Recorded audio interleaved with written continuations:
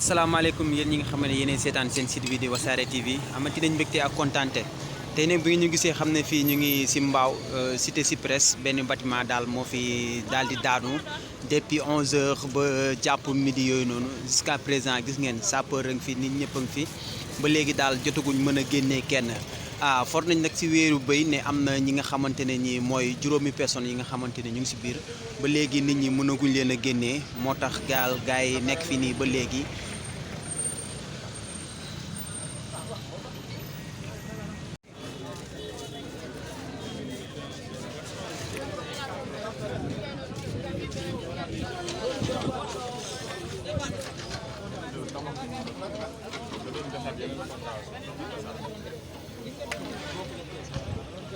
waaw gis ngeen comme ni ñu leen ko waxee woon rek gis ngeen ndaraan baa ngi noonu pour toj li nga xamante ni moo di bâtiment bi nag mi ngi nele waaw for nañ si wéeyu béy ne am na juróomi personnes yi nga xamante ne ñi ñu ngi si biir boobu ba léegi mënaguñoo génn waaw moo taxit nit ñaa ngi fii bëri fii car macha allah lii daal lañ jot a am si information lu si munta am rek dinañ leen ko yeggali incha allah bu neexee yàlla.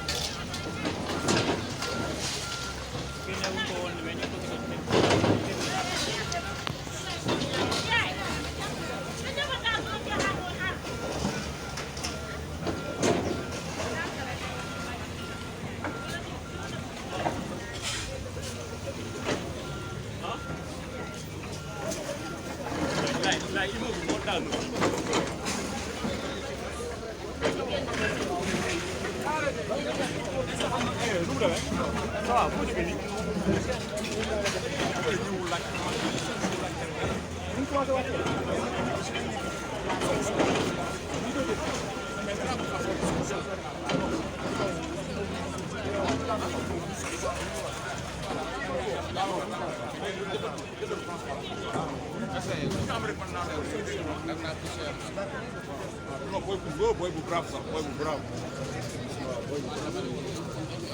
Yàlla ko yàlla defal jàmm rek ba mu génn ah. D'accord mère, ok merci beaucoup, merci.